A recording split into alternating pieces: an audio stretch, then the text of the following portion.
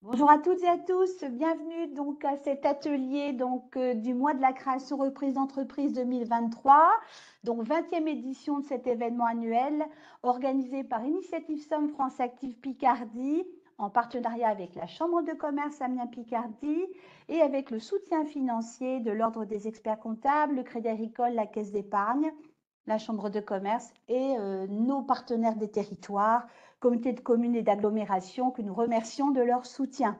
Donc un mois destiné donc à tout porteur de projet, création reprise ou en situation de développement, toute personne qui s'intéresse à l'entrepreneuriat. Donc des informations techniques, des informations thématiques. Donc aujourd'hui donc un atelier donc sur l'économie sociale et solidaire et l'entrepreneuriat engagé. Donc je dirais objectif important de France Active.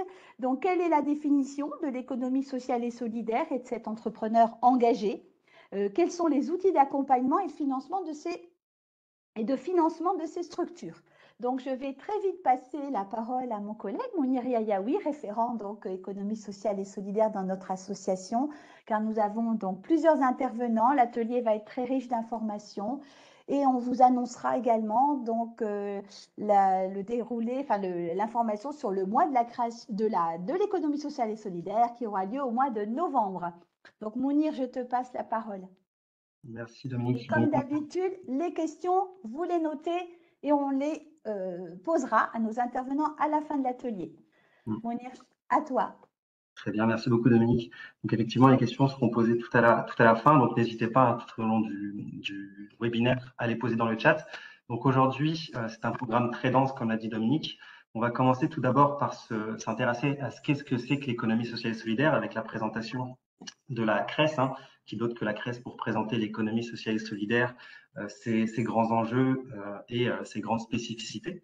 Donc Delphine Griard de la CRES nous présentera l'économie sociale et solidaire. Ensuite, on s'intéressera aux structures d'accompagnement des porteurs de projets de l'économie sociale et solidaire, notamment Sébastien Ridou de la BGE, l'accompagnateur des structures de l'ESS dans la Somme et plus largement ses collègues sur la Picardie accompagnent les structures de l'ESS. Donc Sébastien nous présentera les spécificités de l'accompagnement BGE destiné aux porteurs de projets ESS. Ensuite, Yann Josot de la machinerie nous présentera également les spécificités, qui nous dit coucou la caméra si vous le voyez, présentera les spécificités de l'accompagnement ESS dans le cadre de l'incubateur, puisqu'on a un incubateur à Amiens, ESS, et on a également un PTCE, donc je ne vais pas vous expliquer ce que c'est qu'un PTCE tout de suite. Yann vous présentera le PTCE amiénois et vous expliquera ce que signifie le P, le T, le C et le E de ces termes.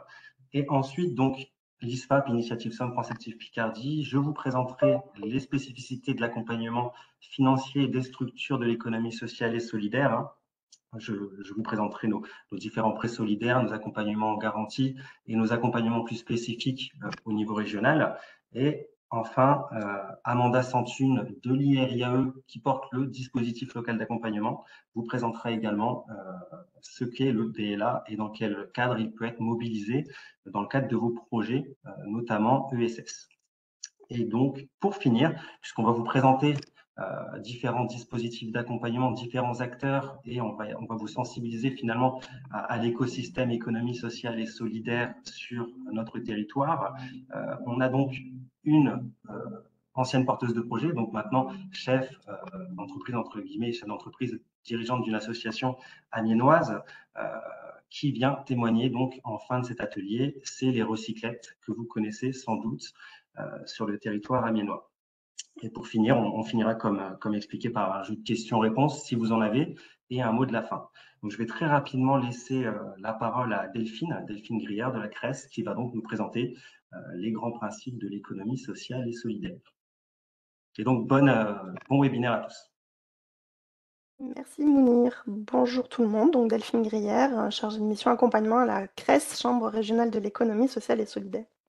Donc je vais vous donner les grandes lignes de qu'est-ce que le SS et comment se lancer. Là, ce seront plus les collègues qui vous donneront toutes les informations dessus. Donc j'espère que tout se déroule bien. Donc l'économie sociale et solidaire, juste pour vous donner les grandes lignes, cela regroupe en fait des statuts. Voilà, la différence qu'il peut y avoir avec une économie classique, c'est les statuts que vous allez choisir au moment de la création de votre projet. Donc, nous avons des associations, des coopératives, des mutuelles, des fondations d'entreprise, mais également des sociétés commerciales de l'ESS. J'y reviendrai. Donc, l'ESS, c'est une économie du quotidien, c'est multisectoriel et c'est ancré dans les territoires. Donc, vous pouvez le voir sur les chiffres, donc je ne vais pas vous abreuver de chiffres, mais sur les quelques chiffres que nous avons sur l'ESS en France, ça représente quand même 2,6 millions d'emplois sur le territoire français. Donc 154 000 entreprises employeuses sont de l'ESS. Donc vous voyez que ça représente quand même énormément de structures sur tous les territoires. En termes de statut, donc je vous l'ai dit, il y a les associations. Nous avons quand même 1,5 million d'associations en France, sachant qu'il y en a quand même qu'entre 80% d'entre elles qui représentent une plus grosse part d'emploi de l'ESS. Donc vous voyez, c'est un des plus gros employeurs de l'ESS sont les associations. Vous avez les mutuelles que vous connaissez, hein, parce que vous en avez sûrement tous une. Donc ces mutuelles font partie de l'ESS. On a 800 mutuelles actuellement. Les coopératives d'activité, donc qui sont un petit peu moins connues, mais qui sont très présentes sur les territoires, donc ce qu'on appelle les SCOP, les SIC. Donc vous avez 22 000 entreprises coopératives en France. Donc c'est juste pour vous montrer un petit peu le volume que ça peut avoir et c'est encore en progression. Les fondations, donc, elles ne sont pas forcément systématiquement de l'ESS, mais en grande majorité s'orientent sur cette économie-là. Donc voilà, on en parle quand même.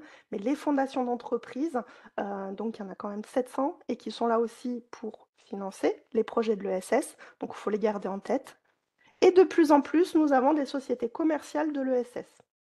Alors, pour être une société commerciale de l'ESS, il va falloir monter une société classique, mais vous allez avoir quand même à aller demander un agrément qui s'appelle l'agrément ESUS pour faire valoir que vous faites bien partie du monde de l'ESS et que vous avez bien pris en compte les règles de l'ESS dans vos statuts.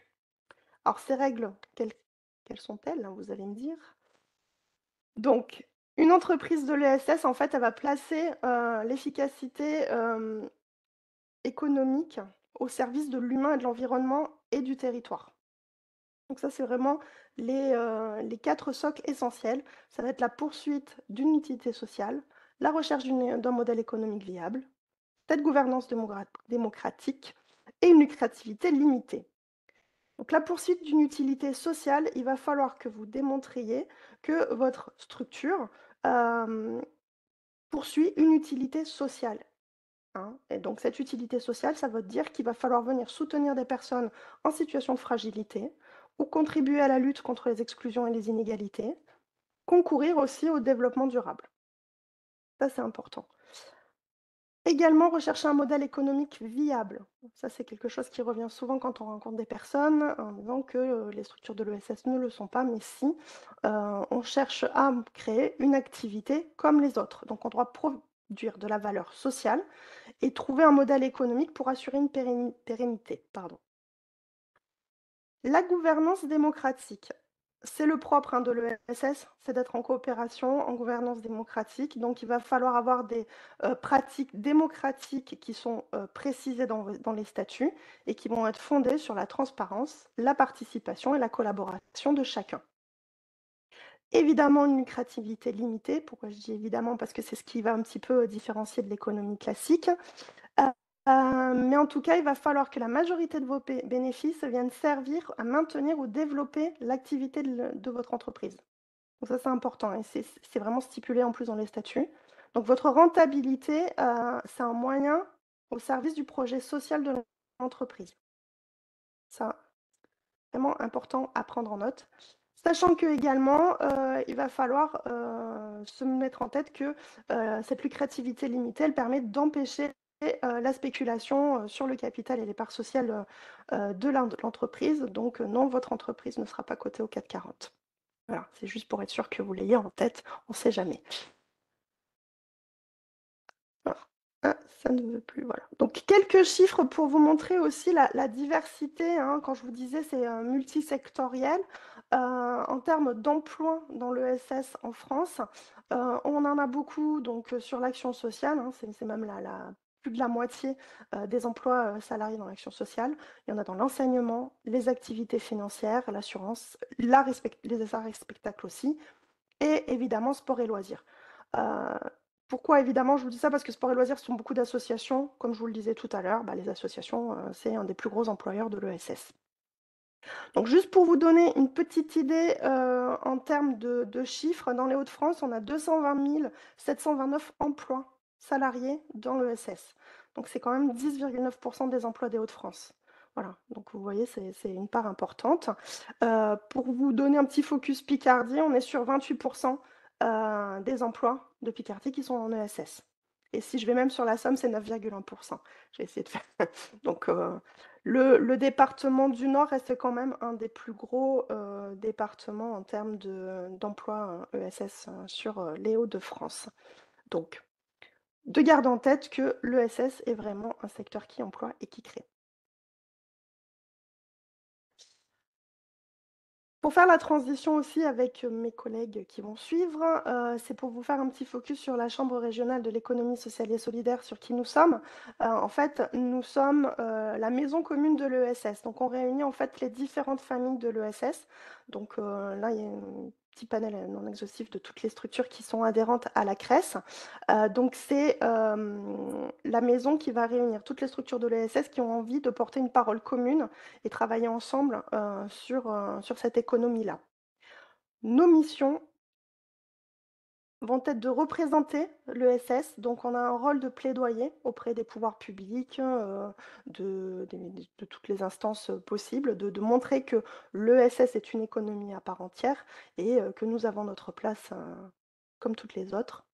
D'observer, donc on a un pôle observatoire qui va mettre en avant justement tous les chiffres que je viens de vous montrer, donc qui va mettre en avant aussi l'impact de l'ESS sur l'économie du territoire.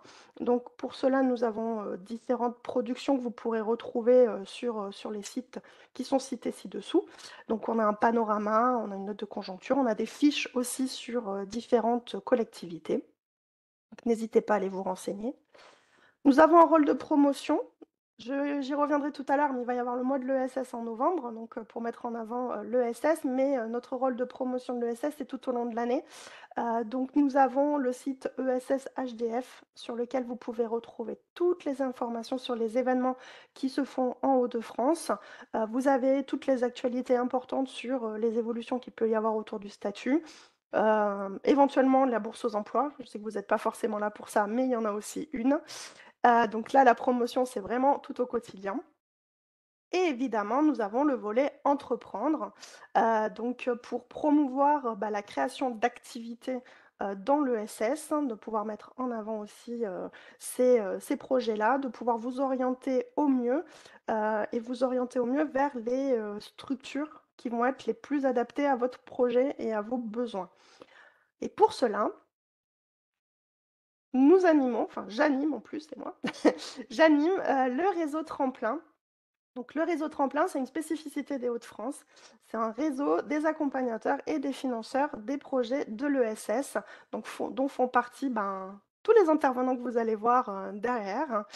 Donc n'hésitez pas soit à prendre contact avec la CRES si vous avez des premiers questionnements. Moi, j'orienterai vers la structure la plus adaptée à vos besoins, mais vous pouvez aussi aller directement vers le réseau Tremplin, que vous trouverez facilement sur Internet. Il y a un site aussi avec les coordonnées de toutes les structures que vous pouvez retrouver dans ce réseau. Donc il y a 28 structures actuellement sur toutes les Hauts-de-France, autant de l'émergence de projet, voilà, de votre embryon de projet dans votre tête, jusqu'à la création au financement, mais également pour ce qui va être du développement de votre activité.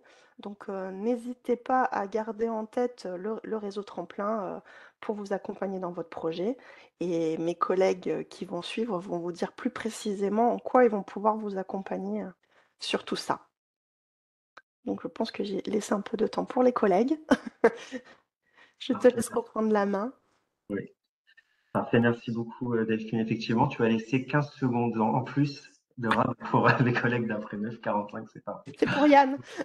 C'est ça. Et donc, c'est une très bonne transition. Donc, le réseau Tremplin qui est une vraie ressource pour les porteurs de projets de l'économie sociale et solidaire. Et donc, Sébastien Ridou de la BGE va nous présenter, puisque la BGE est surtout connue pour accompagner les créateurs d'entreprises traditionnelles TPE. La BGE, depuis quelques années maintenant, porte aussi un regard assez important sur les entrepreneurs de l'économie sociale et solidaire. Et Sébastien qui va nous présenter quelques slides et surtout la qualité d'accompagnement et les spécificités du montage de projets ESS. Donc Sébastien, tu peux prendre la main. Alors bonjour à tous, merci. Je vais donc partager le PowerPoint. mon PowerPoint. C'est un autre qui se met à la place. C'est génial. Je ne sais pas si vous le voyez. Pour l'instant, non. Non. Bon. C'est ma spécialité en fait, informatique. C'est les aléas du direct, donc je vais voilà. En essayant de... Alors effectivement, BGE, on est une structure qui accompagne les créations d'entreprises de l'économie classique, on va dire. Et depuis quelques années, on intervient sur l'ESS. Je ne sais pas si vous voyez maintenant. Il n'y a plus qu'à mettre le mode diapo et c'est parfait. C'est parti. Donc, on intervient donc sur l'ESS, l'accompagnement des structures de l'ESS, via un dispositif qui s'appelait auparavant Starter ESS et qui s'appelle maintenant Access. Donc, Access, c'est un dispositif qui est financé par la région Hauts-de-France et BGE Picardie accompagne les porteurs de projets ou les structures de l'ESS sur les 3 départements de l'ex-Picardie. Donc vous avez moi-même pour le territoire de la Somme, Hélène Rouzet pour le territoire de l'Oise et Sandrine Lutterer sur le territoire de l'Aisne. Voilà.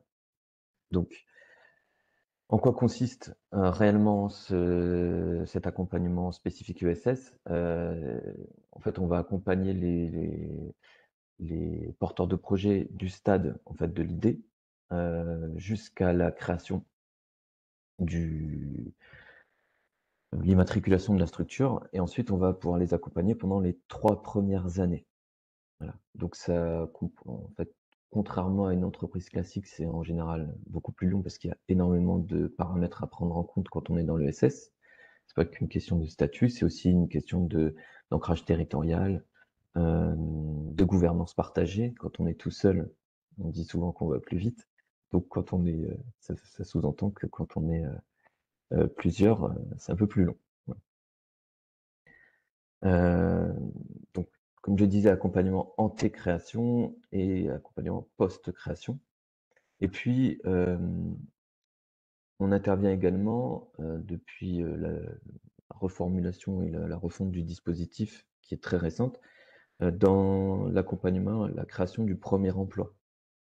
Puisque vous pouvez avoir une structure qui n'embauche pas à la création et puis qui va mettre plus ou moins de temps avant de créer le premier emploi. Parfois, ça se fait tout de suite, parfois, ça se fait bien des années plus tard.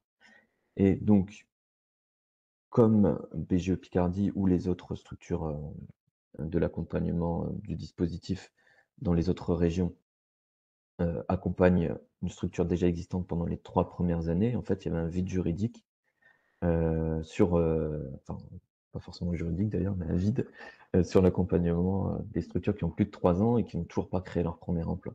Donc là, ça y est, c'est réglé. Et c'est BGE Picardie, en tout cas, qui s'en occupe sur le territoire Picard, donc dans la Somme.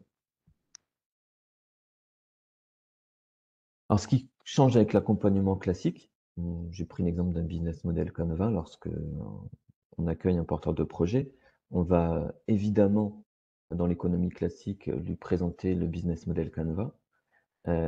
Et pour les structures de l'ESS, on va ajouter des éléments qui sont très importants, c'est l'enjeu sur le territoire, puisque une structure de l'ESS, une entreprise ESS, doit répondre à un besoin qui est identifié sur le territoire.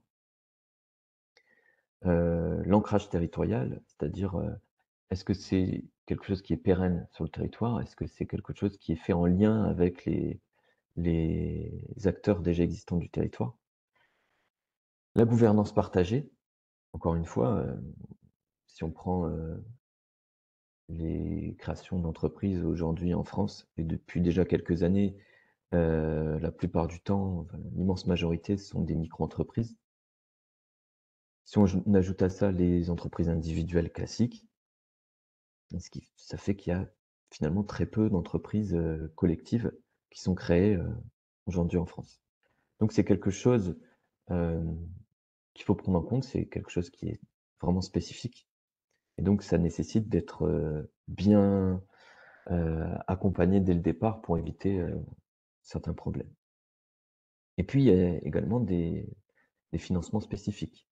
Hem, quand on est une association, et qu'on veut Mounir en parlera mieux que moi après, mais quand on est une association et qu'on a besoin de fonds pour démarrer, c'est le dirigeant, il est déjà bénévole. Si en plus il doit ajouter de l'argent de sa poche, c'est assez compliqué.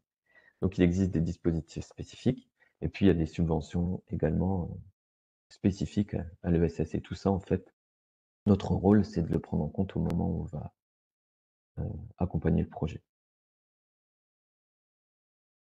Alors, on organise également des ateliers spécifiques à l'ESS, comme des webinaires. Donc, par exemple, j'en ai mis quelques-uns. Se lancer dans l'ESS. On va avoir également des webinaires avec des thématiques très spécifiques, comme avec des témoignages inspirants, comme la foncière Chenley, euh, qui a partagé sa vision stratégique, l'histoire, comment ça s'est créé, l'évolution. Pas oublier que nous-mêmes, BGE Picardie, on est une entreprise de l'ESS. Nous étions une association et on a évolué vers un autre statut de l'ESS qui est une SIC, donc une coopérative.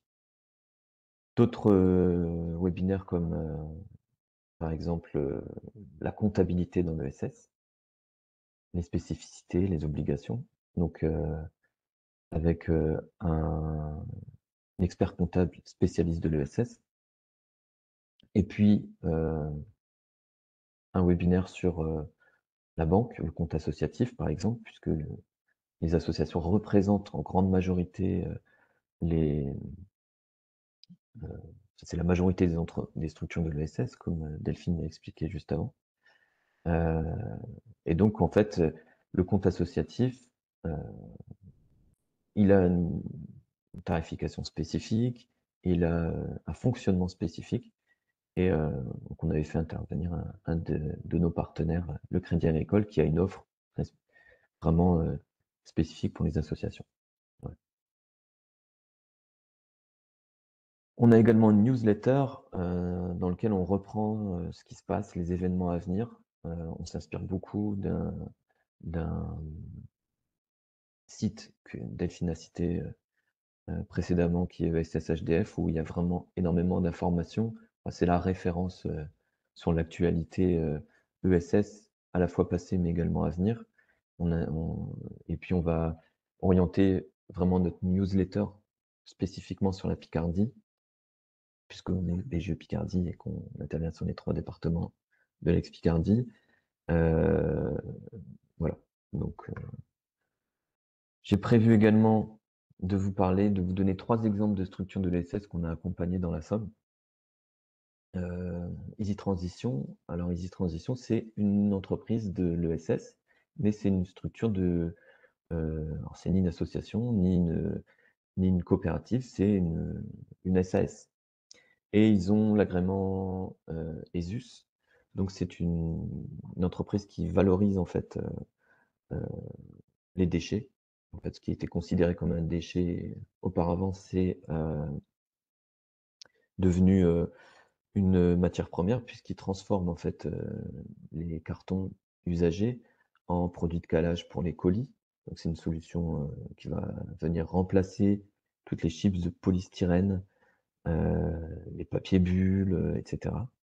Et puis ils se sont rendus compte également que ça pouvait servir, et ça c'est grâce au PTCE, donc Yann Jozo en parlera après, ça pouvait également servir de litière pour chevaux. Et donc le PTCE les a mis en lien avec une autre structure de l'ESS pour développer cette solution en Picardie. Donc Easy Transition c'est situé à Albert, et donc c'est une entreprise classique, mais ESS. Ensuite, on va avoir une association qui s'appelle Not a Game. Not a Game, c'est un média de la mode éthique. Alors, en fait, ils vont mettre en valeur toutes les marques de mode, que ce soit des marques de mode éthique, naturelle, ou mettre en avant les efforts des marques classiques qui tendent à devenir de plus en plus éthiques. Et c'est le deuxième média français sur la mode éthique, et c'est une association samarienne. Donc, et qui se développe de plus en plus, qui intervient là notamment prochainement avec un événement qui va avoir lieu à Amiens avec Fashion Green Hub. Et donc ils vont couvrir l'événement à la fois dans la Somme et également dans l'Oise. Donc voilà une structure, on va dire plus classique de l'ESS puisque c'est une association.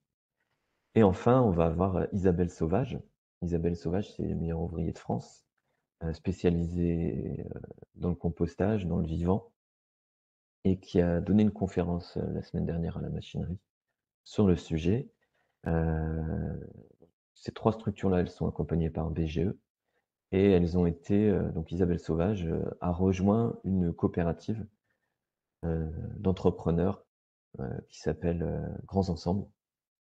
En BGE, on a aussi notre coopérative d'entrepreneurs qui s'appelle Essor, et Isabelle Sauvage a choisi une autre coopérative d'entrepreneurs, ce qui est très bien aussi.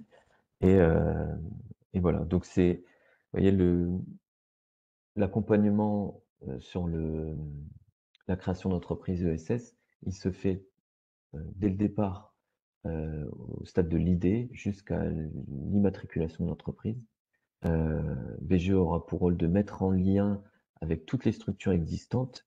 Donc on peut mettre en lien avec la MAM, par exemple, lorsque c'est nécessaire, avec l'ISFAP, donc Initiative Somme France Active Picardie, avec la machinerie, si c'est un projet qui a besoin d'être incubé, avec le DLA, si c'est une structure qui a plus de 3 ans, qui vient de nous solliciter, qui est une structure employeuse, on enverra vers l'IRIAE et le DLA avec un mandat. Voilà, on a un peu un rôle de guide, et on aime suivre les projets le plus longtemps possible. Ouais. C'est tout. J'espère que j'ai pas été trop long. Donc, merci beaucoup, Sébastien. Merci Est-ce pour que j'ai respecté le temps? Est-ce que je ne sais pas. On est sur du plus 2 minutes, mais on saura le corriger comme chez le médecin. Non, merci beaucoup pour cette présentation. Effectivement, on voit que voilà, il y a des dispositifs existants pour voilà, structurer les montages de projets ESS, et que finalement, on est sur la même rigueur que lorsqu'on essaie de créer une entreprise. Finalement, hein, tu évoquais le business model Canva tout à l'heure. La transition est parfaite puisque tu as présenté le projet de Madame Sauvage, Isabelle, qui a été également incubé hein, au sein de la machinerie lors de la dernière cohorte. Hein. Je ne sais pas si c'est le terme que vous utilisez au sein de la machinerie. En tout cas, bonne transition pour Yann Jozo. Ah, on a un petit écho. Ouais, il faut que je coupe mon. Oui, vous êtes dans la même salle, hein, c'est ça. On n'est pas tout à fait dans la même salle, mais on n'est pas loin en tout cas.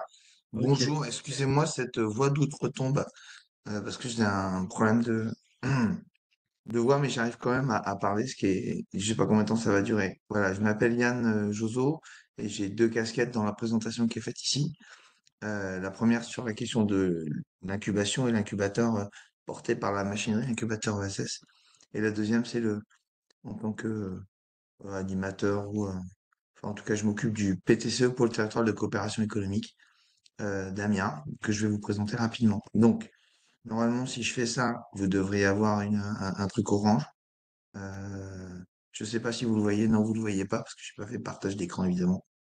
Quel imbécile, hein. Ah, partager. Voilà, normalement, vous devez voir quelque chose. Parfait. C'est bon? Voilà, donc je vais vous présenter un code marque qui s'appelle Catalyse, territoire de coopération économique. On enlèvera projet pour l'instant parce que c'était juste un, un test, ce logo. L'idée, c'est de travailler en réalité sur un écosystème qui permette d'aider l'ensemble des parties prenantes du territoire dans leur transition, qu'elle soit écologique, environnementale, sociale ou organisationnelle, sur Amiens et dans la Somme. Alors, on commence sur Amiens, mais l'ambition, c'est bien d'avoir une offre de service plutôt départementale. Donc, avec les deux outils qui constituent Catalyse, que sont le PTCE d'Amiens Une Ville Idéale et puis l'incubateur OSS. Pourquoi ça ne marche pas? Euh, voilà, ça marche. Un petit retour historique, la machinerie, c'est un tiers-lieu qui est à côté de la gare d'Amiens, que certains d'entre vous, j'espère, connaissent, c'est une assoce qui a été créée en 2014. Le premier incubateur a été expérimenté en 2015, avec d'ailleurs le soutien de la CRES à l'époque. Donc il y a eu des premiers locaux qui ont été pris dans le centre-ville et on a pris les locaux que vous connaissez actuellement à côté de la gare en 2017. On est à 900 mètres carrés. On a à la fois un Fab Lab, un espace de coworking et puis l'incubateur de projet ESS. On a aussi un outil qui s'appelle la manufacture de proximité, qui a ouvert ce qu'on appelle l'usine agile, j'en reparlerai un petit peu tout à l'heure, qui est un autre local de 900 mètres carrés qui se trouve, lui, à Rivry, juste derrière le local, pour ceux qui connaissent. Et dans cet outil-là, on fait de la production, en fait. On a une usine de production, à la fois bois, métal, composite, plastique recyclé, mais aussi un bureau d'études, et on fait de l'impression 3D. Je passe pas trop dessus, mais c'est une spécificité d'un tiers-lieu, voilà, qu'on retrouve pas forcément ailleurs. Ensuite, le PTCE, le pôle territorial de coopération économique. Les PTCE, c'est à Paris il y a une dizaine d'années, un peu plus maintenant, une quinzaine d'années, au moment où on parlait de pôle de compétitivité beaucoup. Euh, et les acteurs de l'économie sociale disaient, ben, la compétition c'est bien, mais la coopération c'est pas mal aussi. Et ils ont inventé le modèle de pôle territorial de coopération économique. Alors, Amiens n'est pas forcément un lieu historique de coopération économique. Euh, et ça a été pire depuis la fusion des régions qui a éloigné Amiens des centres de décision. Donc du coup, les coopérations, elles étaient plutôt ralenties.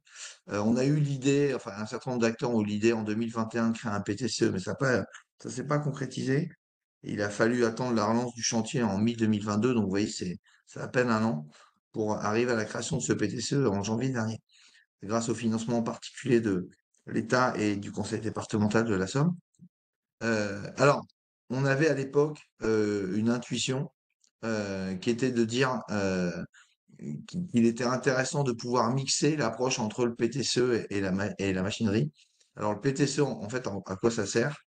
C'est un groupe d'une quarantaine d'entreprises qui sont sur Amiens, qui coopèrent les unes avec les autres. Alors, on y retrouve des acteurs aussi larges que des pouvoirs publics, des entreprises de l'ESS, des entreprises traditionnelles, des acteurs de la formation et de la recherche ou, euh, ou des pouvoirs publics qui partagent un même territoire et la volonté de faire transiter et de créer de l'activité économique collective sur ce territoire-là. Donc on fait le tour des boîtes, on essaie d'identifier les projets qui sont des projets qui leur paraissent structurants sur le territoire, mais qu'elles peuvent pas faire toutes seules et qu'elles pourraient faire en coopération. Et du coup, ces entreprises-là identifient ces projets et nous on travaille à la sortie de ces projets pour que ça passe de projet à des choses concrètes avec de la création d'activités et d'entreprises. Et donc, vous voyez le lien possible quand même entre le PTCE et la machinerie, qui était une intuition lorsqu'on a lancé le PTCE, en se disant ça serait bien de se rapprocher du tiers-lieu. Et du coup, ça devient une ambition territoriale, puisque depuis quelques mois maintenant, on a assumé le fait de vouloir créer cette code marque collectif qui s'appelle Catalyse, qui intégrera dans un premier temps à la fois le PTCE qui permet d'identifier des projets qui ont du sens sur le territoire et l'incubateur qui permet d'incuber des projets. Voilà, voilà l'ambition, Catalyse, avec les deux codes marques. Alors, ça va changer un petit peu dans le futur, mais c'est un peu pour que vous compreniez comment ça fonctionne. Alors, l'incubateur, je reviens sur l'incubateur. Il est aujourd'hui porté par la machinerie. Il aura vocation demain à quitter cette maison mère, mais de continuer à être physiquement ici. On a trois programmes, un programme de pré-incubation, un programme d'incubation, un programme de post-incubation. En gros, c'est des programmes de 4 mois. Alors, on va parler de l'incubation surtout, hein. Mais c'est un programme de 4 mois qui commence en mars, qui fait de mars à juin, puis d'octobre à janvier, où on accueille un groupe entre 8 et 12 porteurs de projets, plutôt dans le secteur de l'économie sociale et solidaire, qui viennent travailler tous les vendredis dans une démarche collective, hein, 80% sur leur projet, 20% sur le projet des autres. Et on a monté un programme qui est en lien avec les marqueurs de projet ESS. Vous voyez le petit radar à droite. On a identifié 10 marqueurs qui nous permettent de créer de l'activité économique. Ça reprend un peu ce que disait Sébastien tout à l'heure sur la spécificité du business plan Canva, mais dans lequel on rajoute la dimension animation territoriale, coopération économique et gouvernance partagée. Ça donne le droit à nos incubés, comme on les appelle, de venir profiter de l'espace coworking de la machinerie et, euh, et d'avoir un accompagnement individuel avec l'ensemble des acteurs de l'écosystème. Et on travaille beaucoup avec BGE en particulier, mais aussi avec l'ISFA pour nos systèmes de formation. On a ensuite un système de pré-incubation et de post-incubation qui nous permettent en réalité de prendre des gens au début, de leur aider à structurer un peu leur projet. Quand ils sont prêts, donc ils ont passé la phase de pré-incubation, on les incube pendant 4 mois où là, ça bourre, ça bourre, ça bourre. Et ensuite, quand ils ont créé leur activité, on continue à les aider dans une logique de post-incubation, mais un peu plus tranquille. Et on est en train de travailler sur un programme d'alumni, c'est-à-dire tous les gens qui sont passés par l'incubateur ESS de façon à pouvoir s'enrichir mutuellement. Et on travaille sur des événements particuliers, ben voilà, ça n'en est un aujourd'hui. En parallèle de ça, on a effectivement le pôle territorial de coopération économique. Donc, comme je vous le disais, le projet, c'est d'accompagner la coopération d'acteurs du territoire avec les 5 familles d'acteurs que sont les entreprises traditionnelles, les entreprises de l'ESS, pouvoir public, acteurs de la formation, de la recherche et citoyens pour la création d'activités économiques et de création d'emplois. Avec deux fonctions. Un premier qui est l'animation des coopérations, c'est-à-dire on va identifier les projets sur le territoire. Et ensuite, ces projets-là, on les incube. En tout cas, on les rend réels. Nos projets, c'est de manière un peu large qu'on du sens sur le territoire et sur lequel la question de la coopération est un acteur central pour leur aboutissement. Et ensuite, on a un espèce de processus qui est un peu industrialisé, où on identifie les porteurs de projets, on identifie dans l'équipe de Catalyse un animateur de méthode, on utilise plein de méthodes, je vous ai listé quelques-unes ici. On constitue des grappes de projets, c'est-à-dire on met plusieurs entreprises ensemble et des citoyens. Et puis, on fait du benchmarking, de la collecte de data, on les accompagne via le radar projet. On fait de la communication et on évolue ensemble l'impact de ces projets-là. Voilà, vous trouverez plus d'informations sur le site ptce.amiens. Il me reste sur la partie PTCE. Je pourrais répondre à vos questions éventuellement. Mais j'ai un autre truc. Alors, je sais pas si vous voyez la main là ou pas? Vous voyez le site PTCE, vous êtes toujours sur le site Orange. On est toujours sur le PowerPoint Orange avec le lien. Ok, donc je vais partager deux. Je vois qu'il me reste 30 secondes. Donc je vais les prendre. Partager. Voilà. Ici, vous avez le site PTCE Amiens. Vous pourrez trouver le site, c'est marqué ici, hein, PTCE Amiens, amiens.org. Et là, vous tomberez dessus. Alors, c'est en cours de réécriture, mais vous avez les 27 projets sur lesquels on travaille. Alors, ça va d'un tiers-lieu pour proches aidants, sur des dynamiques autour de la santé et du bien-être, un peu d'agroforesterie, la constitution d'une cité de la science, les copeaux en carton cyclé dont parlait Sébastien tout à l'heure, la conciergerie, enfin bref, on a plein de projets qu'on teste, qu'on essaye. Tu vois. Là, c'est du nettoyage de bouteilles. Ça, c'est un projet qui a bien avancé, qui est le recyclage de matériel médical de seconde main. On travaille sur du recyclage de plastique. Bref, on fait tout ça ensemble et c'est une chouette aventure. Et s'il y a une date que vous devez retenir, c'est celle-ci. On a fait ce qu'on appelle des soirées catalyse sessions. Vous trouverez, c'est marqué ici, là. On en a fait une première en avril dernier, où il y avait pas mal de monde sur Amiens à la machinerie, qui ont travaillé sur des projets en parallèle. Vous trouverez un peu de photos et d'images ici. On a fait une soirée le 6 avril, on remet On refait une soirée le 28 novembre prochain, en soirée. Donc, vous êtes évidemment les bienvenus. J'ai mangé 53 secondes. Désolé pour le retard.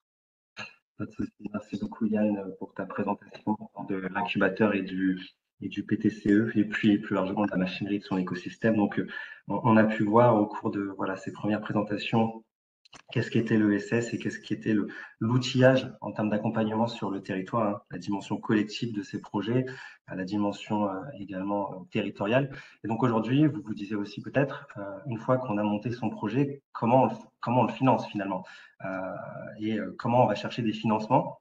Et donc, des structures existent pour répondre notamment aux besoins liés aux investissements, au financement du besoin en fonds de roulement. Donc, je vais vous présenter aujourd'hui les dispositifs d'accompagnement, notamment de Initiative Somme France Active Picardie.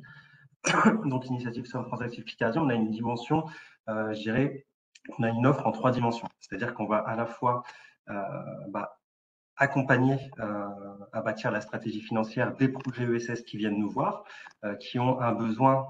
Nous, on finance vraiment ce qu'on va appeler le programme, enfin le plan de financement finalement. Une fois qu'un projet associatif ou un projet de l'ESS a réussi à bâtir, si je puis dire, son modèle socio-économique dans le montage de son projet, que cette structure a bien identifié ses ressources et ses charges dans le cadre de son activité, derrière, il va falloir financer sans doute des investissements et également du besoin en fonds de roulement. Donc ici, dans notre offre, on va accompagner la structure dans sa stratégie financière, on va challenger le projet, on va évaluer ses besoins, on va également le financer, ce projet, par le biais de prêts participatifs, de prêts solidaires, par de la garantie des primes, et on va également mettre en lien les structures qui viennent nous voir dans le cadre de leurs besoins. Ça se traduit avec tout ce réseau de l'économie sociale et solidaire, que ce soit de la mise en relation avec les partenaires qui accompagnent sur le territoire. Alors j'ai une demande de contrôle à distance, j'approuve.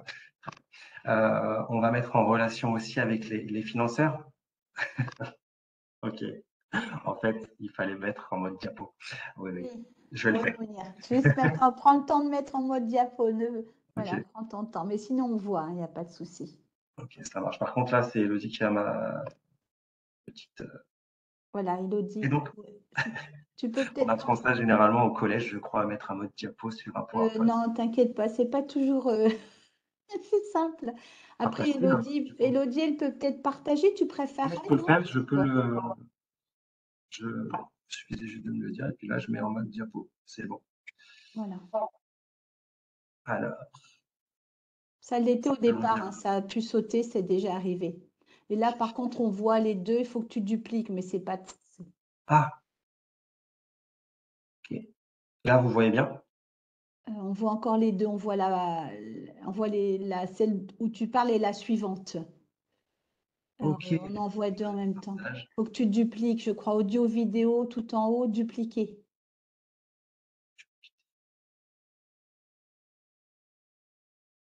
Alors. Voilà, ça c'est les joies du direct. Ouais. Et que ça tombe sur moi. Voilà, je ne sais plus ce que je dois dire. T'inquiète pas, ça va revenir. Ok. Bon, alors là, on voit Alors, il faut que tu le mettes en plein écran. C'est pas en plein écran. Voilà, parfait, Mounir. Donc, Nickel. Ah, c'est plus moi qui touche la regarde. C'est même voilà. pas moi. Ok. Alors, une offre en 3 dimensions. Voilà. Comme je l'ai dit, donc Initiative Somme France Active Picardie, on va accompagner donc dans la stratégie, on va accompagner également par le financement et par la mise en relation.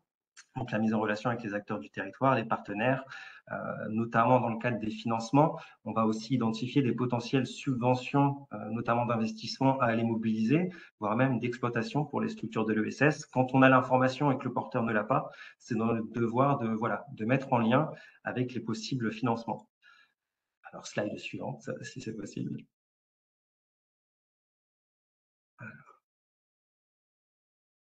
Alors là, ah oui, c'est moi qui ai la main.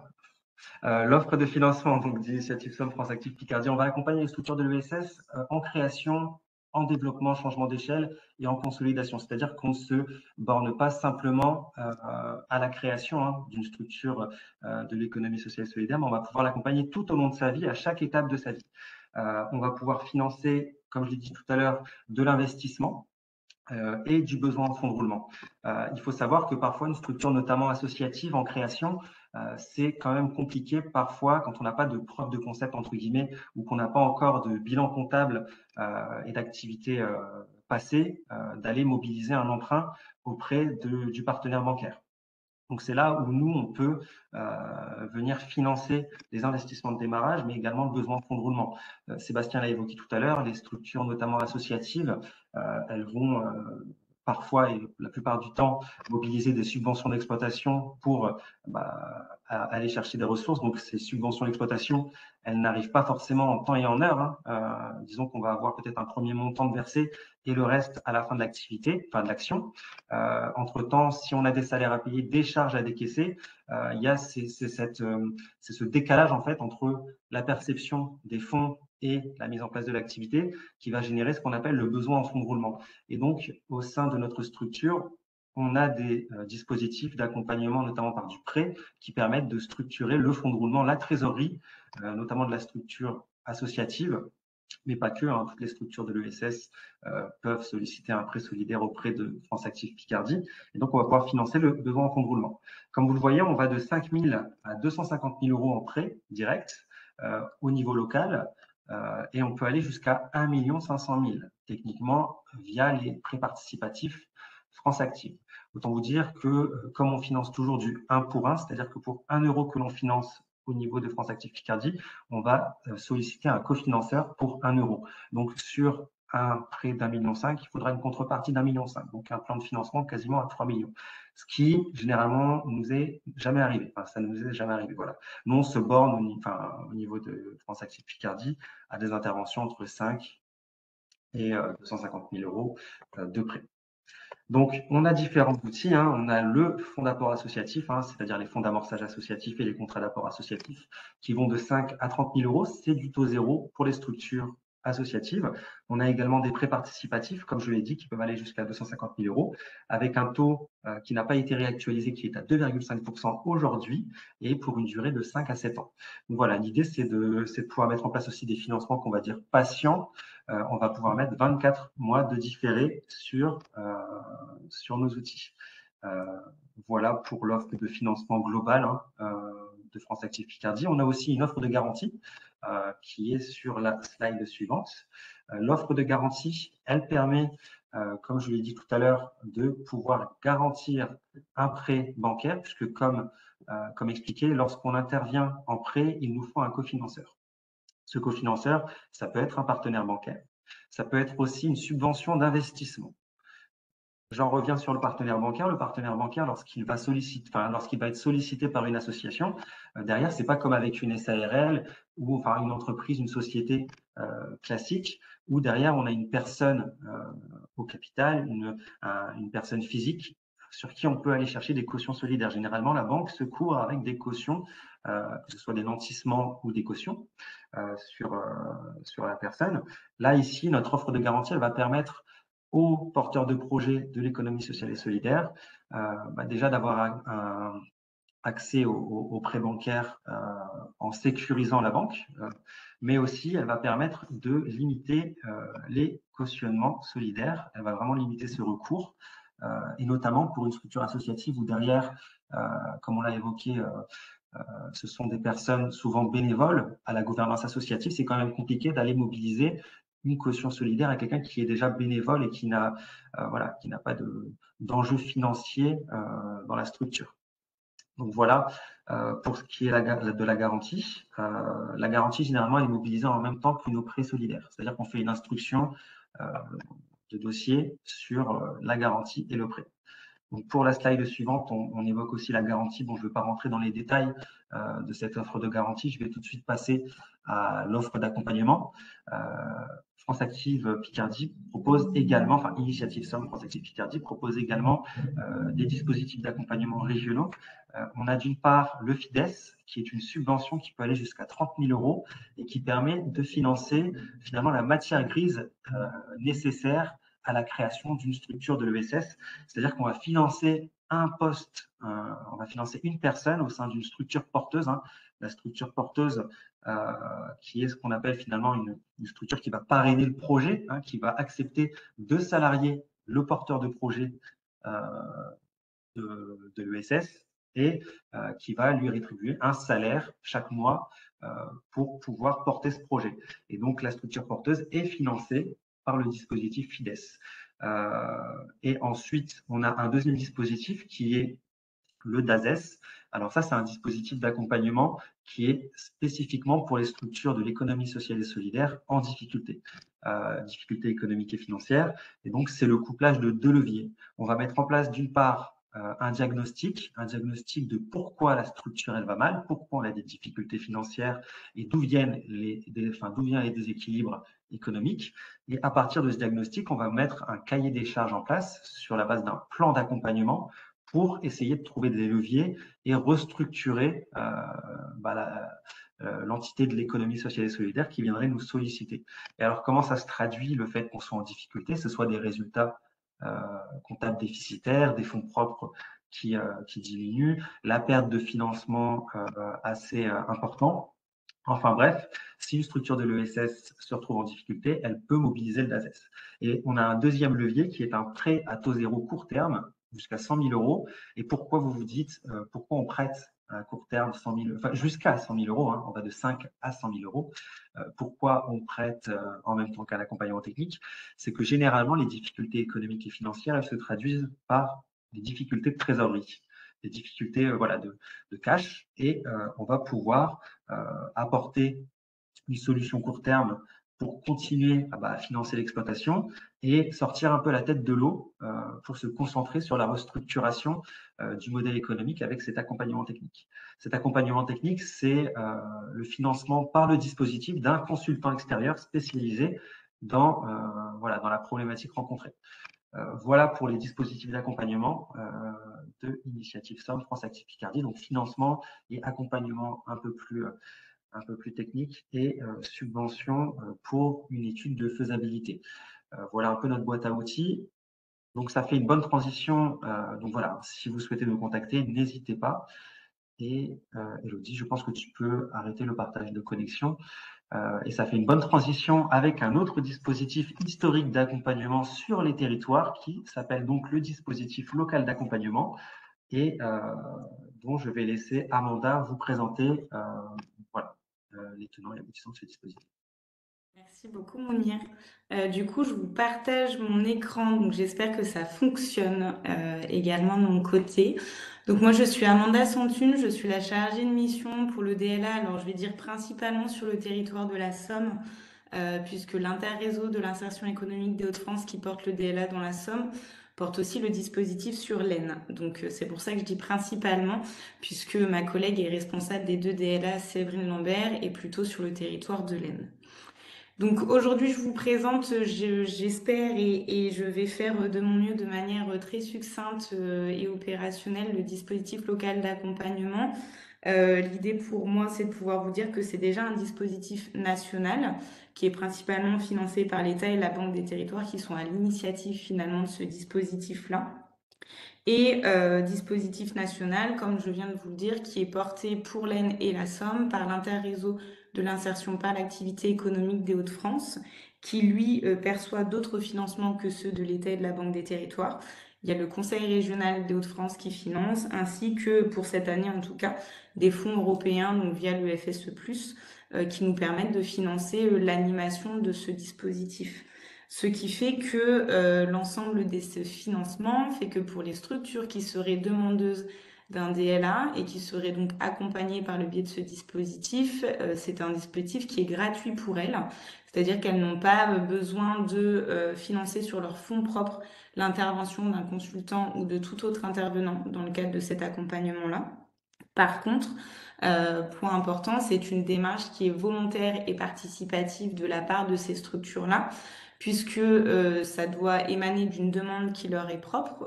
On fonctionne pas sous un format, par exemple, de prescription ou de démarchage de structures. Ce sont les structures qui viennent vers nous. Et participative, parce que même si elles ne financent pas l'intervention sur leurs fonds propres, elles vont par contre avoir un réel engagement tout au long de cet accompagnement. Il ne s'agit pas d'un audit, et donc ça veut bien dire que les structures vont devoir faire en appui sur l'intervention, par exemple, d'un consultant, pour pouvoir avancer sur leurs objectifs. Donc ça, c'était pour moi les points essentiels avant de pouvoir démarrer la présentation. Pour pouvoir peut-être vous préciser un petit peu les structures qui peuvent demander le DLA, c'est assez simple, c'est toute structure de l'ESS. Donc je ne vais pas revenir dessus, mais les associations par exemple, et majoritairement d'ailleurs, des coopératives, des mutuelles, des fondations, des sociétés avec un agrément ESUS. On accepte tout le monde et sur tout secteur d'activité. On n'a pas de frein là-dessus. Et par contre, notre clé d'entrée, c'est que toutes ces structures doivent être employeuses. Peu importe le nombre de TP, le nombre de salariés, même si vous avez moins d'un ETP, vous pouvez demander un DLA. C'est simplement que pour nous, c'est et d'une part notre clé d'entrée, mais aussi finalement ce sur quoi on va mesurer les impacts de l'accompagnement. Le but étant pour nous de se dire dans quelle mesure l'accompagnement de votre structure va nous permettre de finalement pouvoir consolider ou pérenniser vos emplois, donc plutôt là de manière quantitative, mais également de manière qualitative, de pouvoir se demander quel impact ça peut avoir aussi sur la qualité de vie, les conditions de vie au travail de vos salariés. Donc c'est pour ça que je laisse mettre en avant ce critère-là de l'emploi qui est à l'origine du dispositif, mais qui du coup ne va pas influer finalement sur les thématiques d'accompagnement possibles, puisque moi j'aime bien dire qu'on est un petit peu des accompagnateurs généralistes. Je pense qu'on peut accompagner toute thématique sur tout secteur d'activité. Pour le coup, où on va se questionner sur l'impact que ça va avoir sur l'emploi. Donc, ça peut aller, par exemple, du modèle économique à la vision stratégique, aux questions relatives à la gouvernance, à la communication. Donc, les thématiques sont assez larges. Et c'est pour ça qu'on voit que dans les impacts du DLA, on a des impacts qui vont être sur des thématiques diverses et variées. On a la question des alliances avec les partenaires du territoire, donc l'ancrage territorial. On a des choses sur la vision stratégique, comme je viens de vous en parler, sur l'assise économique et financière aussi, où là on peut parler d'impacts qui vont être plus ou moins directs avec l'accompagnement DLA, mais aussi sur la pérennisation des emplois. Ce qui fait que nous, pour pouvoir travailler sur l'ensemble de ces thématiques-là, on va travailler autour de ce qu'on appelle un diagnostic partagé qui est vraiment central dans le cadre de l'intervention et de l'accompagnement DLA. Et ça nous permet tout simplement de pouvoir identifier et surtout finalement qualifier le besoin et la demande initiale qui est faite par la structure lorsqu'elle vient nous voir. Donc ça veut dire qu'on va tirer un petit peu le fil de cette demande initiale pour pouvoir ensuite partir sur un parcours d'accompagnement, identifier les leviers d'action possibles pour la structure et de la manière, je dirais, la plus personnalisée possible. En sachant qu'un accompagnement DLA peut autant être pour une structure qui vient nous voir en individuel et qui a besoin d'un accompagnement en individuel, mais ça peut aussi être des accompagnements collectifs qui vont être sectoriels ou thématiques si plusieurs structures font état d'un même besoin d'accompagnement sur le territoire. Donc de ce fait, hop, j'en arrive assez vite aux conclusions pour pas manger trop de temps pour les autres. L'accompagnement DLA, pour refaire un petit tour d'écran, donc c'est vraiment une gratuité d'accompagnement pour les structures sous réserve de cet engagement volontaire et participatif. C'est facile d'accès puisque c'est présent sur tous les départements. On a cette déclinaison départementale et aussi régionale d'ailleurs pour les structures qui sont d'envergure régionale. On a une démarche volontaire et participative de la structure, comme je viens de vous le dire, un accompagnement qui va être personnalisé, qui s'inscrit dans la durée. Je vous parlais du parcours d'accompagnement que l'on va calibrer suivant l'identification du besoin et donc ça veut dire qu'on va y ajouter ou en tout cas mettre à côté un temps d'accompagnement qu'on estime pour pouvoir traiter de ces sujets-là. Et sur ce temps d'accompagnement, on peut avoir l'intervention par exemple d'un prestataire comme pour le DASES. On peut aussi avoir d'autres acteurs de l'accompagnement qui sont notamment présents là aujourd'hui, qui peuvent intervenir dans le cadre de cet accompagnement. Et vous pouvez aussi avoir un accompagnement qui vient par le ou la chargée de mission DLA, tout simplement, pour pouvoir finalement avancer sur vos objectifs. Donc c'est aussi en ça qu'on parle d'un large réseau d'experts, consultants, professionnels mobilisés à votre service, parce qu'on va aussi avoir ce rôle-là d'articulation et de coordination qui est propre à tous les acteurs de l'accompagnement de l'ESS, pour être sûr que dans les parcours, il n'y a pas de trou dans la raquette. Et qu'on est bien vers le bon dispositif au bon moment avec le bon intervenant. Ce qui fait, hop, que j'en arrive à ma petite fiche contact. Si vous souhaitez regarder qui est l'intervenant sur votre territoire, vous pouvez aller sur info-dla.fr et je vous ai mis aussi en bas de la slide, du coup, les coordonnées et de ma responsable qui est plutôt sur le territoire de l'Aisne et les miennes qui suis plutôt sur le territoire de la Somme. Voilà. Merci, c'est tout pour moi. Eh bien, merci beaucoup, Amanda, pour cette présentation du dispositif local d'accompagnement, hein, qui est un dispositif, donc, comme tu l'as dit, que l'on peut mobiliser si l'on est une structure donc, de l'ESS, employeuse et voilà, qui a plus de 3 ans, c'est ça, hein? Oui, alors nous, on n'a pas cette contrainte de durée de temps. Par contre, c'est vrai que le DLA vient plutôt s'inscrire, je dirais, on a un terme de subsidiarité par rapport aux autres acteurs de l'accompagnement et aux autres dispositifs. Donc, on va vraiment venir chercher à voir si il n'y a pas un autre dispositif qui est plus approprié au moment T pour la structure. D'accord. Très bien. En tout cas, on voit qu'on n'est pas seul hein, avec toutes ces présentations, c'est qu'on n'est pas seul, que l'on entreprend ou que on souhaite, voilà, tout au long de sa vie, en tant que dirigeant d'une structure de l'ESS, on a des réponses à nos questionnements. Très bien. Eh bien, c'est une bonne transition donc pour laisser la parole à Joséphine Hall, fondatrice donc des Recyclettes, qui va nous présenter voilà voilà son parcours depuis la création de son projet. Bonjour, donc moi je m'appelle Joséphine, Joséphine Hall et je suis cofondatrice et maintenant salariée des Recyclettes. Donc la structure, elle a été créée en 2020 avec un début de projet fin 2019. On a notamment été accompagné par la machinerie, je vais y venir juste après. L'objet de la structure, c'est de rendre accessible le compostage à toutes et tous, particuliers comme professionnels et les entreprises. Donc on a un statut associatif et on est reconnu d'intérêt général depuis 2021. On a développé diverses activités. La toute première, c'est la collecte à vélo avec une remorque à assistance et la valorisation par le compostage des biodéchets. Donc les biodéchets, c'est tout ce qui est déchets organiques, restes d'assiettes, épluchures, etc. Aujourd'hui, on est à peu près 40 tonnes valorisées par an.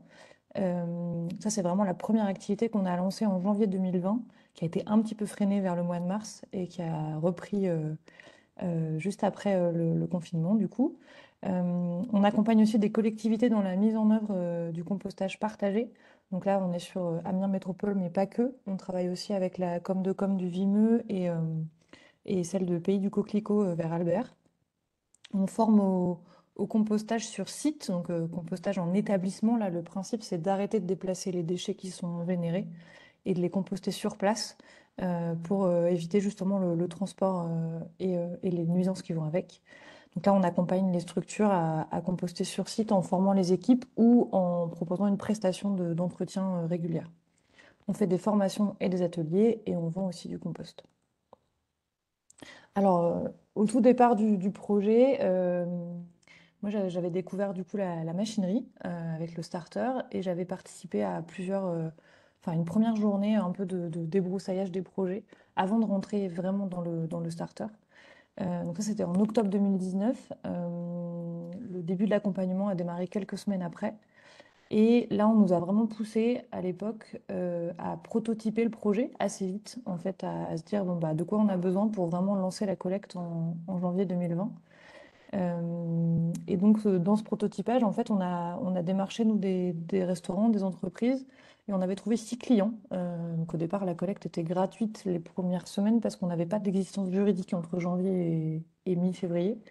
Et donc, dès qu'on a eu une création d'association, on a pu facturer. À l'époque, on était venu voir la BGE avec la couveuse d'entreprise et en fait, ça ne convenait pas à notre modèle, puisque comme on avait quand même des investissements assez importants avec la remorque, les vélos, etc., ça compliquait un peu les choses et donc on n'était pas passé par la couveuse d'entreprise.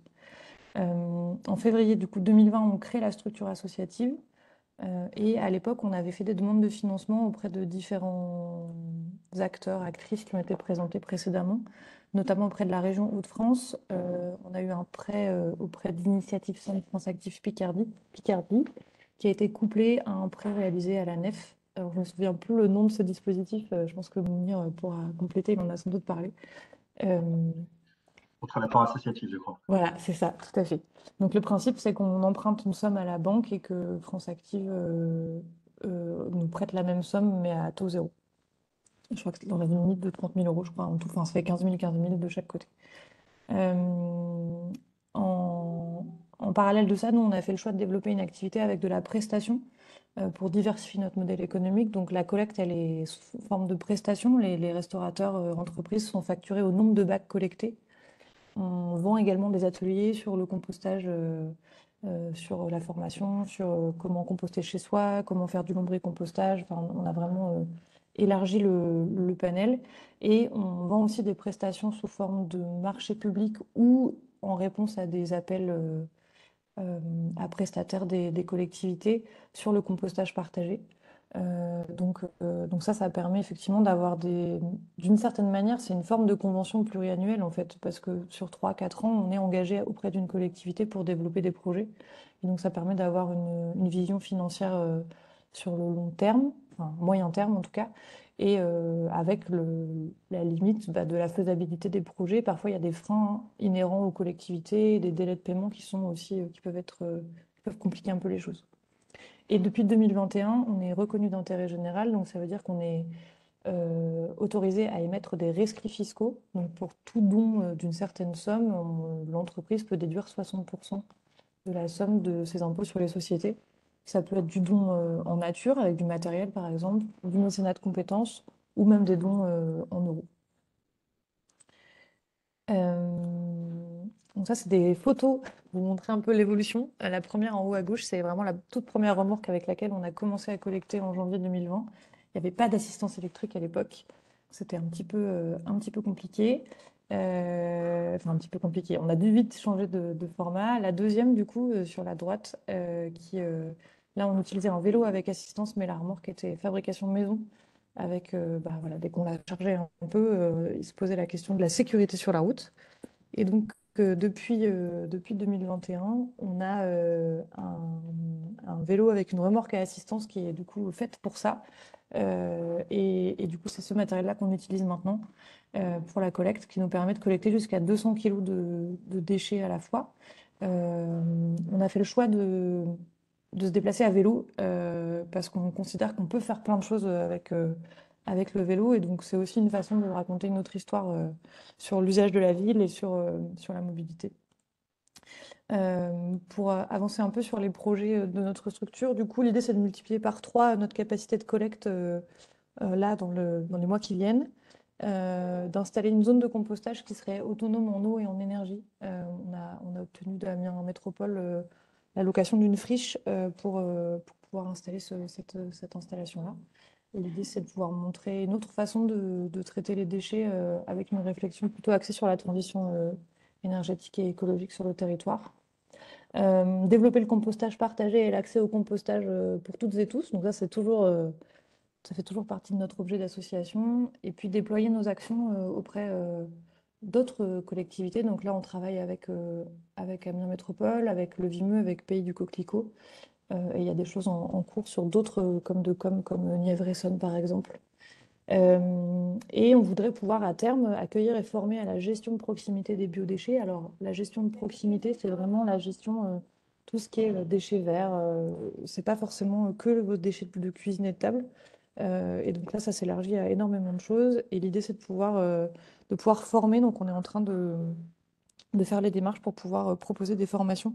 Parce qu'aujourd'hui, pour se former sur ces sujets-là, il faut aller soit en Île-de-France, soit en Belgique, ou vraiment tout au nord vers Dunkerque. Et du coup, c'est vrai que c'est pas forcément très accessible. Donc, on est en train de travailler avec d'autres acteurs pour proposer ça. Et donc ça, c'est le début de notre nouvelle zone de compostage. Voilà, des photos assez récentes. Et j'ai fait le tour, du coup. Voilà. Merci beaucoup. Merci beaucoup, Joséphine, pour cette présentation à la fois synthétique et très complète du parcours réalisé par l'association depuis sa création et avant même, depuis l'amorçage du projet. Donc, c'est un beau projet de l'économie sociale et solidaire, représentatif de tous les enjeux et toutes les valeurs partagées par les structures de l'ESS. Là, on voit quand même qu'il y a une dynamique territoriale qui se crée autour du projet. Et puis, puis toute cette dynamique autour de la transition énergétique. J'ai oublié de préciser que depuis quelques semaines, quelques mois, on est accompagné aussi dans le cadre d'un DLA. Voilà, donc on est vraiment sur toutes les étapes présentées ce matin, je crois. Vous avez vraiment respecté le cahier des charges.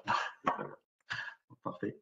Eh bien maintenant, c'est le mot de la fin, ou du moins Delphine va nous présenter rapidement la transition avec le mois de l'ESS à venir, hein, puisque là on était dans le cadre du mois de la création. Et s'il y a des questions, n'hésitez pas, hein, il y a le chat qui est là. Là, je vois qu'on n'a pas beaucoup de questions, si ce n'est aucune. Mais bon, s'il n'y a pas de questions, c'est que tout est clair. Donc bravo aux participants. Donc Delphine, je te laisse la main pour nous présenter le mois. Oui, je vais faire ça rapidement.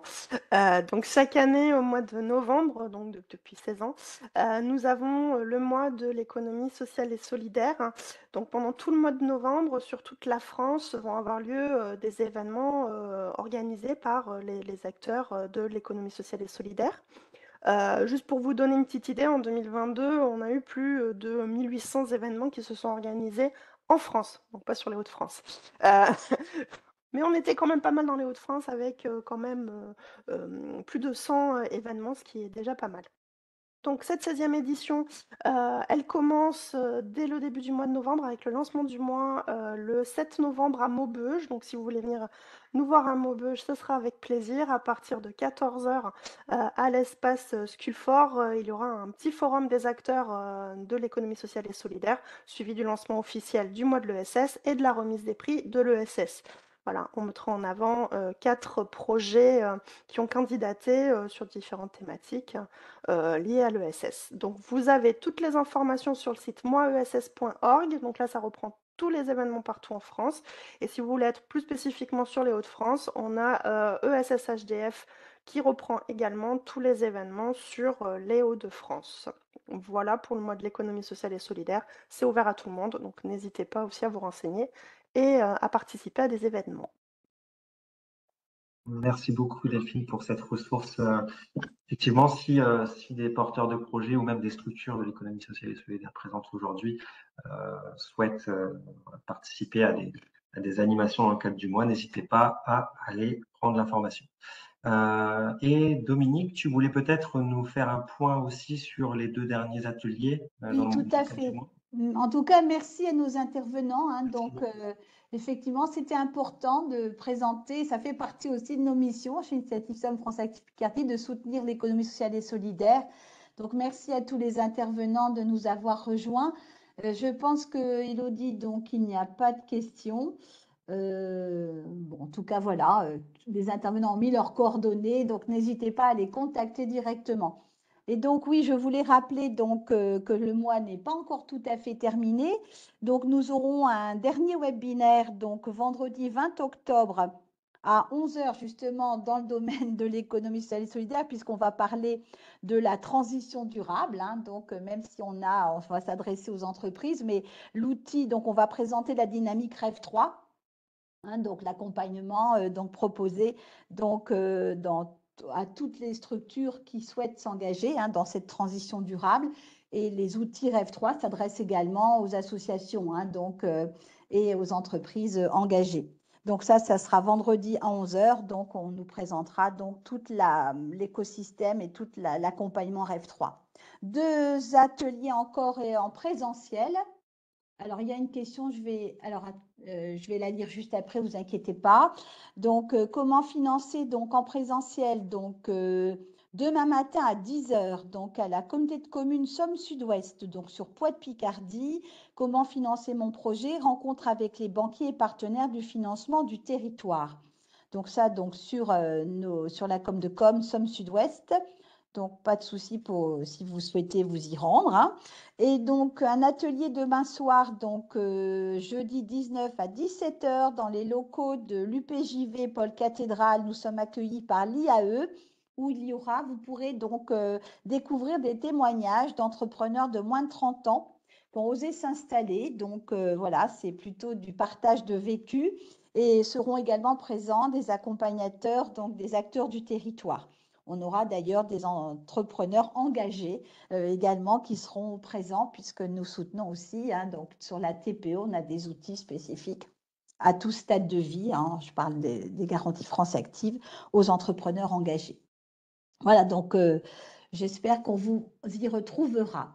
Alors, donc, nous avons donc, je vais vous lire, hein, donc quelqu'un de l'URSCOP, hein, accompagnement les projets de création de transformation d'entreprise en coopérative SCOP et SCIC. Donc, elle sera heureuse de vous rencontrer, Clarisse Saussavi, hein, de rencontrer donc les uns et les autres, et donc elle sera présente donc lors de la journée du mois de l'ESS.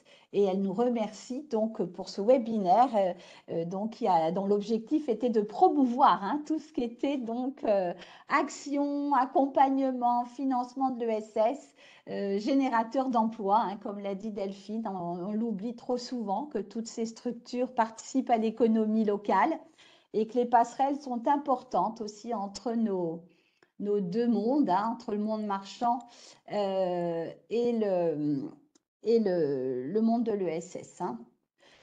Donc, en tout cas, bon, après un regret, effectivement, c'est peut-être un oubli de notre part de ne pas avoir mis en valeur la présentation des différentes structures donc de l'ESS, effectivement, les coopératives, mais je crois qu'on ne voulait pas rentrer trop dans le côté juridique. Effectivement, on peut être en SAS, en SCOP SAS ou en SCOP SARL. Hein, donc merci en tout cas pour la remarque, Clarisse. Mais en tout cas, ça pourrait être un sujet sur un des prochains mois de la création, d'ouvrir effectivement, quand on parle des choix de fonctionnement, à l'opportunité d'ouvrir, hein, donc vers les coopératives. C'est vrai, on est encore en rodage. Il y a encore de quoi faire, voilà. Sachant que pour le mois de l'ESS, l'URSCOP organise des événements autour justement de ce statut, donc il ne faut vraiment pas hésiter à participer à ces événements. Voilà, ce qui était important de faire le trait d'union entre les 2 mois. Merci beaucoup à tous et puis merci de votre disponibilité et donc à bientôt sur les prochains ateliers du mois, donc demain et après-demain. Merci Au à tous. revoir. Au revoir. Merci Au revoir. beaucoup, bonne À journée. bientôt. Au revoir.